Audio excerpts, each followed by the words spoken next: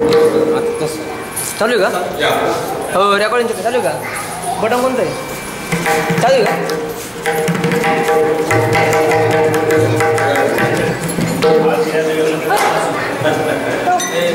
बाल एक काम कर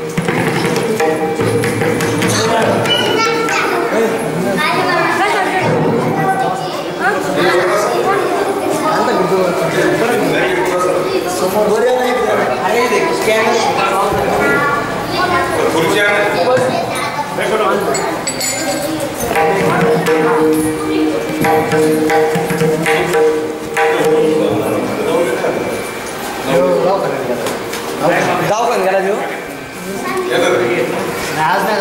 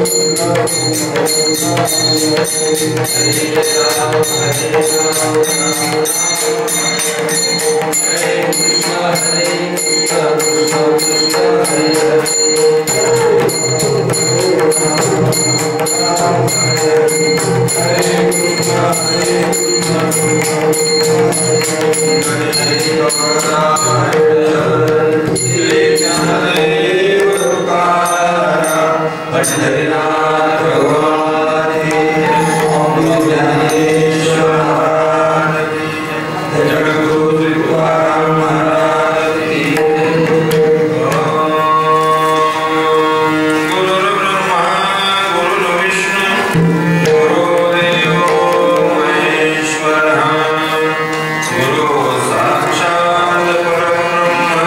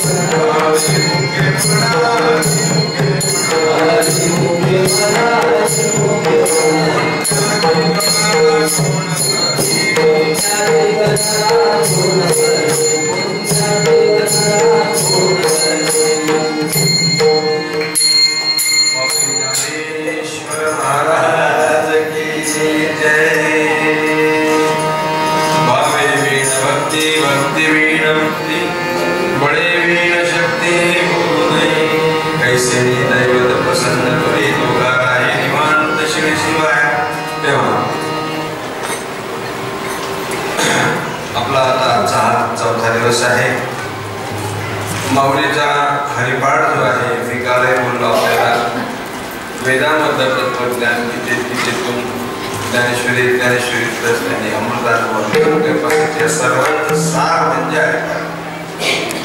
हरिपाठ जरी आपल्याला छोटंसं दिसत असला तरी तसा अर्थाला खूप मोठा आहे. तेव्हा तात्पर्य अर्थ असा आजच्या वर्गामध्ये माऊली म्हणतात की भावे विना भक्ती भक्ती विना मुक्ती बळे विना शक्ती. महाराज कसं आहे माहिती का आपण परमार्थ करत असताना आपण योग्य मार्गावर आहोत का नाही आपल्याला आपली परीक्षा करता आहे.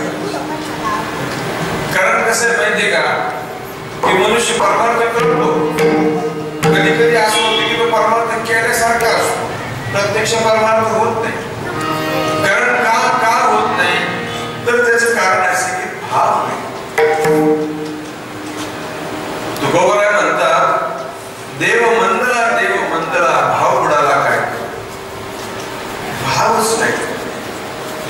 परमार्थामध्ये जर खरंच कशाचे असेल तर भावनेची भाव असतात. तस्मात भाव ही कारण म्हणून भाव महत्वाचा आहे आणि त्याचं विवेचन आज होणार आहे. भाव म्हणजे काय कशाला भाव म्हणायचं महाराज भाव भक्ती कशाला म्हणायचं त्याचं महात्म्य काय आहे याचं चिंतन या अभंगामध्ये सांगितलेले. माऊली म्हणतात की भावा वाचून भक्ती नाही भक्ती वाचून मुक्ती. मनुष्य जीवन कशासाठी आहे नरदेहाची ज्ञानी सच्चिदानंद पदवी घेणे एवढा अधिकार नारायण कृपावरून नरदेह कशासाठी दिला मुक्त होण्याकरता. मुक्तीचा मार्ग कोणता आहे तर मुक्तीचा मार्ग आहे ज्ञान. ज्ञानाशिवाय मोक्ष होत नाही. ज्ञानाशिवाय मोक्ष होत नाही हा सिद्धांत आहे. ज्ञानादेव जो कैवल्यम अशी श्रुती माऊली पण ज्ञानदेव म्हणे मोक्ष ज्ञानविन नाही नाही हा निवृत्तीची. ज्ञानाशिवाय मोक्ष नाही हा सिद्धांत. पण ते ज्ञानही जर भावनेशिवाय असेल तर ते मोक्षाला कारण ठरत. ते मोक्षाला कारण ठरत नाही तर भक्तीशिवाय मुक्ती नाही असा सिद्धांत या अभंगामध्ये माऊलींनी भक्तीशिवाय मुक्ती नाही असा सिद्धांत मांडला. आणि एक सिद्धांत असा आहे की ज्ञानाशिवाय मुक्ती नाही. आपल्याला पूर्वपक्ष करायचा उत्तरपक्ष करायचा मोक्ष ज्ञानाशिवाय नाही हा सिद्धांत आहे. त्या सिद्धांताला बाधा पण नाही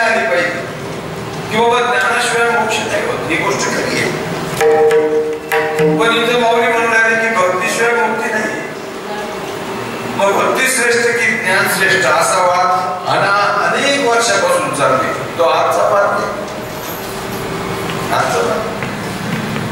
महाराज पुण्यामध्ये मोठी विद्वान लोकांची सभा भरली होती. त्याला 50 वर्ष होऊन गेले असते. अशी मोठी सभा भरली आणि त्याच्यामध्ये मोठे मोठे शास्त्री पंडित विद्वान असे सगळे लोक आले होते. उत्तर प्रदेशचे होते, दक्षिणेचे होते, सगळीकडचे. सिद्धांत मानला गेला की ज्ञानाशिवाय मोक्ष नाही. हा सिद्धांत मानला गेला, सगळ्यांनी मान्य पण केला किंवा ज्ञानाशिवाय मोक्ष नाहीये. आणि एकदा ज्ञान झालं, कसलं आत्मस्वरूपाचं एकदा ज्ञान झालं, यथार्थ ज्ञान झालं की कर्तव्य उरत नाही. म्हणून मोक्षाचं स्वरूप सांगताना सांगितले की मोक्ष कर्तव्य अभावरूप मोक्ष. मोक्ष स्वरूपामध्ये कर्तव्य नाही, कर्म नाही, त्याच्यात कर्म राहत नाही. मग त्याच्याकरता विद्वानाने सिद्धांत असा मांडला की बाबा मुक्कामावर गेल्यावर अजून परत चालायची गरज काय. तुम्ही मुक्कामावर पोहोचल्यानंतर चालणं थांबलं पाहिजे. पण एखादा माणूस मुक्कामावर पोहोचला आणि तिथे चालत राहिला, लोक त्याला वेळात काढतील ना. लोक म्हणतात मुक्कामावर पोहोचला हा काय करतो असा. किंवा दुसरी एक ओळी देतो, तृप्ती झाली जैसी साधने सर्दी आवैसी आत्मतृप्ती नैशी कर्मे नाही. सिद्धांत असा होते की आत्मतृप्ती झाली की कर्म करायचं नाही. कर्म म्हणजे कर्माची गरज नाही. कारण वेदांताचा सिद्धांत आहे की कर्माशिवाय कर्माने मोक्ष होत नाही. कर्माने मोक्ष होत नाही, मोक्ष ज्ञानाने होतो.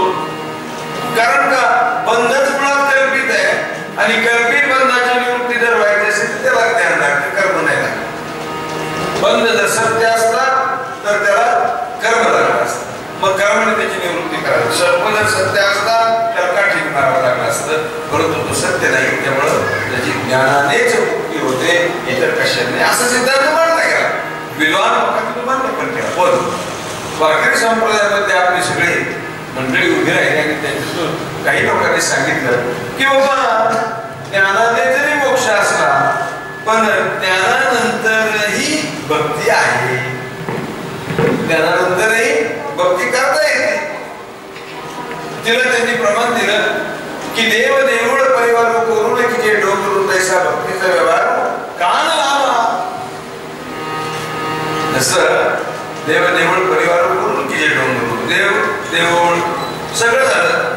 कैलास लेण्या जर बघितलं तुम्ही तर लक्षात ठेवा, त्या कैलास लेण्यामध्ये कसं आहे, तो देवही दगडाचा आहे, देऊळही दगडाचा आहे, पायरी दगडाची, तो नंदी पण दगडाचा आहे. म्हणजे पाषाणत्वया आवश्यकाने नंदी, देव आणि मंदिर आणि पायरी या सगळ्याचं स्वरूप एक का दोन? एकच. नंदी दगडाचा आहे आणि तो शंकरही दगडाचा आहे. म्हणजे ज्याची सेवा करायची तोही दगडाचा आहे, ज्याने करायची तोही दगडाचा आहे, ज्या पायवर पाय ठेवायचा ते बी दगडाच आहे. म्हणजे या सगळ्यांचं स्वरूप काय एकच आहे, स्वरूपात भिन्नता नाहीये. पण नंदी सेवक आहे आणि महादेव सेवा घेणार आहे आणि पूजा एकावरही पाय ठेवी, पायरीवर मात्र पाय ठेवतो आणि महादेवाला नंदीला फुलं पाहतो. हा भेद का बाबा? हा भेद आलाच की नाही? स्वरूपाने ते सगळे एकच आहे, पण हा भेद ठेवला. मग आमच्या संतांनी प्रमाण दिलं,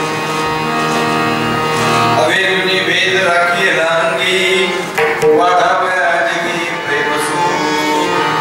का बरं? तो कल्पित भेद ठेवला, अवेदुनी भेद राखी, अभेदत्वाचं ज्ञान करून घेतलं आणि भेद, तो भेद कसा कल्पित आहे का? आनंद जर निर्माण व्हायचा असेल आणि आनंद जर मिळवायचा असेल तर भेद पाहिजे. एकाला स्वतःचा आनंद स्वतः घेत नाही. कमोदिनी काय जाणे तो परिमळ प्रमळ सगळ भोगीत असे. कमोदिनी नावाचं जे कमळ आहे ते कमळ स्वतःचा सुगंध घेऊ शकतं का?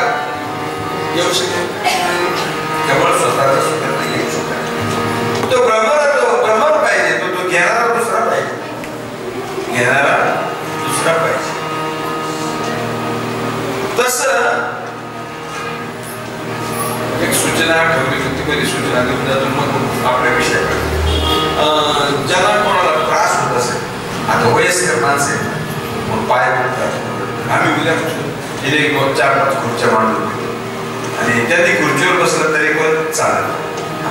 कसं की आता वय झालेलं आहे आणि वय झाल्यास गुडघे दुखतात, त्यांच्याकरता आपण खुर्च्या मांडू आणि मग ती खुर्चीवर बसतो. दुसरी गोष्ट अशी सूचना आली मला की 10 वाजेपर्यंत उरकायला पाहिजे. तर तुम्हाला विनंती करतो की हे थोडक्यात उरकायचं काम नाही, आपल्याला महिन्यावर चालायचं. हा विषयच असा आहे की बरं तास 2 तासामध्ये काय घरी जाऊन तरी काय करणार, जेवणच करणार, झोपणारच. अर्धा पाऊण तासात असं बरं किती पडणार. एक लक्षात ठेवा की खावे प्यावे द्यावे असावे सदैव हीच करी हा संसार आहे. खायचं प्यायचं हे सगळं चालूच आहे आपलं सतत चालू. जीवनामध्ये एक अर्धा पाऊण तास जर इकडे तिकडे झालं ना होऊन द्यायचं, काय नाही फरक पडत. थोडासा त्रास होईल. तुम्हाला गमत सांगतो, मी न जेवता इथे येत असतो, इथून गेलो आता माझं तर वय पण झालेलं आहे आणि मला आजार मी किती येते विचारू नका, काय करायचं. पण काय नाही, मी सांगितल्याशिवाय कोणाला वाटत मी नाही की याचं बायपास झालं असं. कसं आहे तुम्हाला सांगतो की बाबा हा जो विषय आहे ना हा पुन्हा पुन्हा ऐकायला मिळेल म्हणून सांगता येत नाही. परमार्थाच्या गोष्टी अशा असतात की ही संधी परत येईल म्हणून सांगता येत नाही. कदाचित त्याच्यापेक्षा खूप चांगली गेली, विषय तो नाही, खूप चांगली त्याच्यापेक्षा आणखीन चांगलं तुम्हाला ऐकायला मिळेल, पण हे नाही. तेव्हा माझी विनंती की 10:30 तुम्ही घरी जाता, तो थोडस विषय जरा तो पोटभर झाला तर बरं वाटत नाही. तर घरी जाऊन आता घरी जाणार होता तर घरी घरी काय तुम्हाला सांगतो, मला सकाळी 5 ला उठावतो, माझी झोप फार कमी होती. पण मी असं विचार केला की बाबा ही संधी खूप आपल्याला अनेक वर्षातून आलेली. सुधार महाराजांचं बऱ्याच दिवसापासून चालू होतं, मागच्या 10 महिन्यापासून चालू होतं की बाबा महाराज आपल्याला हरिपाठ ऐकायचा. मी बरं जाऊ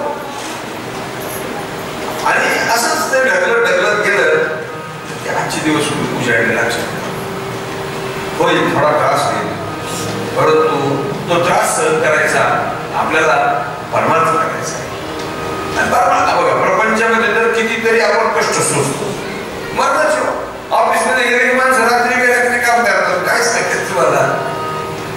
मला काही काय म्हणलं काय मार्चचे काम, आमचे काम, तमके काम, आरोप बाबा ते खरे काम येतं. पोटासाठी माणूस काही करतो, पण उद्धारासाठी पण विचार थोडा दिला पाहिजे ना, ब्रेन वॉश झाला पाहिजे ना. तेव्हा माझी विनंती राहील की बाबा थोडस 10:30 पर्यंत आपला उरकणार त्याच्याबद्दल वाटते. तर उरकायची गोष्टच नाही खरं म्हणजे अहो खबर नाही क्यों पेपर की को जाने करती.